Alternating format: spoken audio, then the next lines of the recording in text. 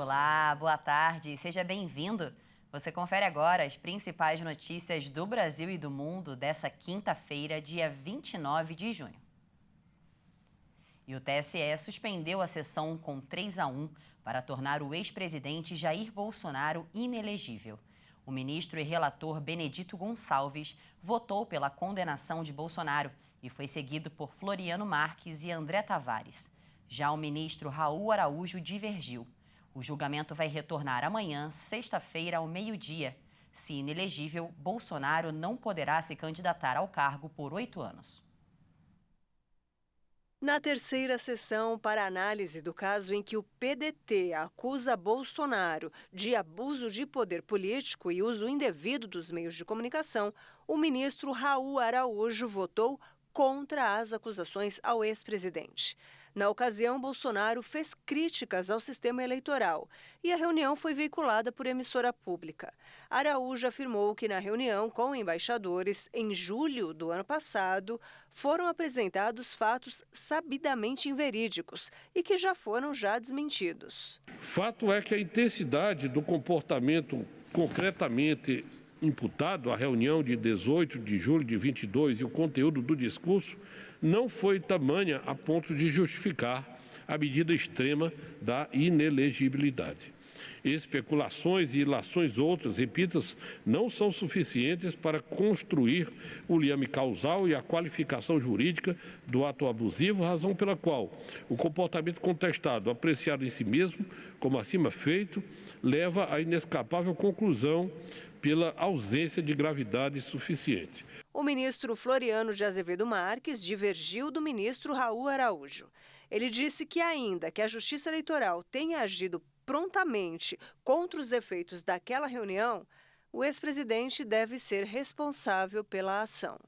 Toda a construção que eu ouvi atentamente do ministro Raul está centrada no fato de que, ainda que houvesse alguma intenção, ela não produziu efeitos, porque até por ação da Justiça Eleitoral, o resultado das eleições não foi afetado. Ora, ministro Raul, a eficiência do bombeiro não elide a aplicação do artigo 250 do Código Penal. Se alguém põe fogo num edifício e os bombeiros chegam prontamente, isso não quer retirar a tipicidade da conduta de quem pôs fogo. Me parece claro isso do ponto de vista jurídico.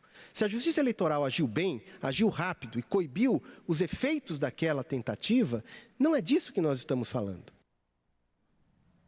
E o presidente Lula autorizou mais 300 milhões de reais para o programa de descontos para a compra de carros populares.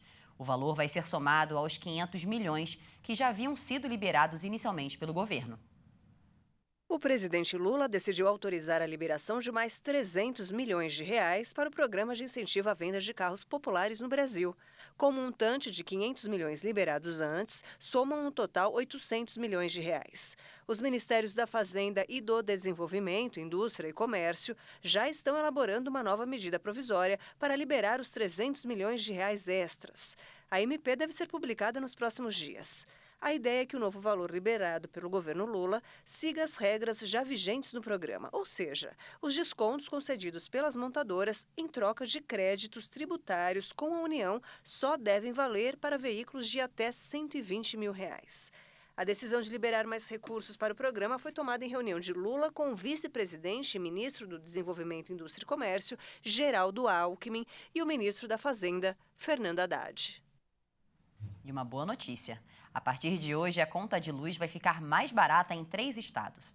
A Agência Nacional de Energia Elétrica anunciou redução de até 14,42% nas tarifas da Enel São Paulo, da Energisa Tocantins e da Companhia de Energia do Paraná.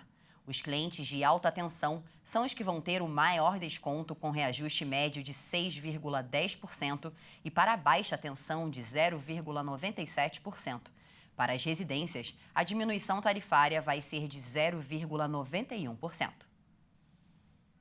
E os líderes dos países da União Europeia iniciaram hoje uma cúpula em Bruxelas, centrada na situação na Ucrânia e nos efeitos da rebelião abortada liderada pelo grupo paramilitar russo Wagner.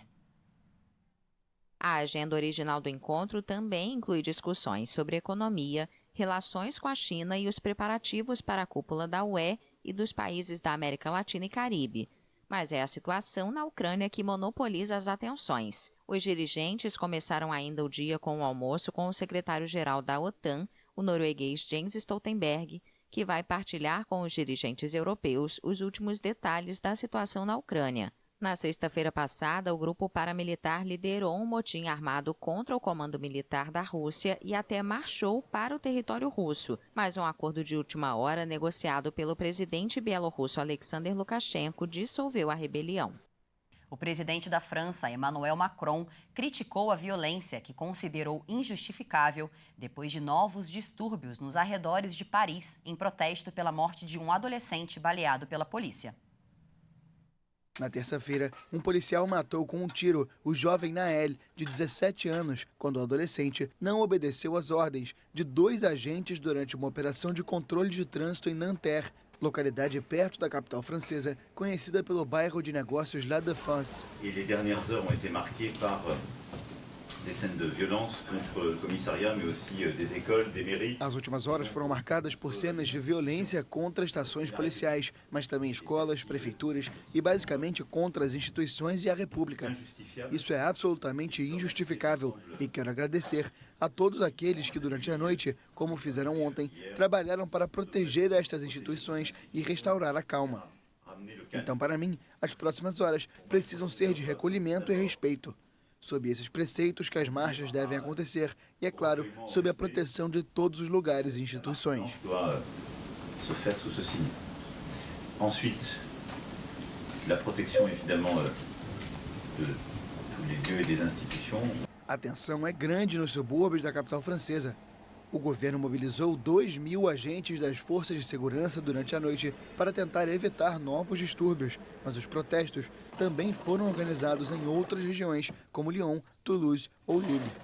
O caso de Nael provocou um grande movimento de indignação entre os franceses, de Macron ao jogador de futebol Kylian Mbappé, e suscitou a retomada do debate recorrente sobre a violência policial no país.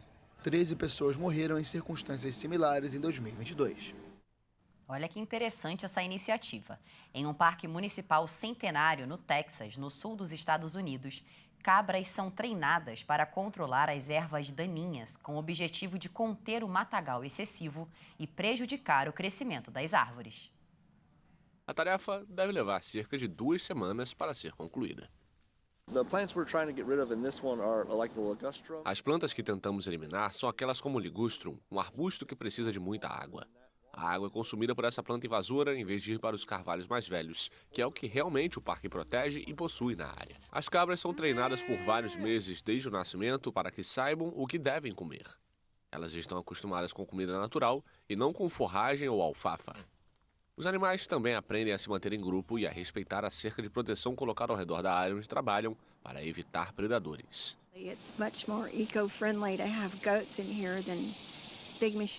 É muito mais ecológico ter cabras aqui do que grandes máquinas ou herbicidas. Como estão tão perto do rio, não seria seguro usar veneno de qualquer tipo, porque eles correriam para o rio. Além disso, é muito mais divertido.